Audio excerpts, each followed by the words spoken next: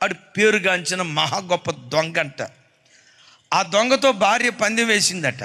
ఏమైనా తెలుసా? నువ్వు పెద్ద పెద్ద గొప్ప గొప్ప వాళ్ళ ఇళ్లలో దొంగతనం చేసావు, హై సెక్యూరిటీ జోన్ ఉన్న మినిస్టర్ల ఇంట్లో దొంగతనం చేసావంట.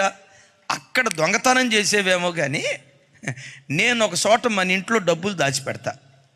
నేను దాచిపెట్టిన చోట నువ్వు పొరపాటున దాన్ని కనుక్కోలేవు అని భార్య అందట.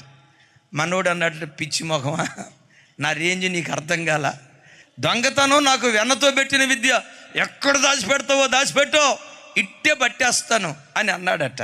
మొత్తానికి ఆ రాత్రి 12 ప్రాంతంలో భర్త నిద్రపోయేటప్పుడు ఎక్కడో దాచిపెట్టిందట. మావోడు నిద్రమొత్తులోనే ఇంకెక్కడుండేది ఏముందని కిచెన్లోకి వెళ్ళాడు. పోపుల డబ్బా వెతికాడు, దొరకలా. బియ్యపు డబ్బా వెతికాడు, దొరకలా. ఎక్కడెక్కడ రూములు ఉన్నాయో మొత్తం వెతికాడు, దొరకలా. 4:45 అయింది.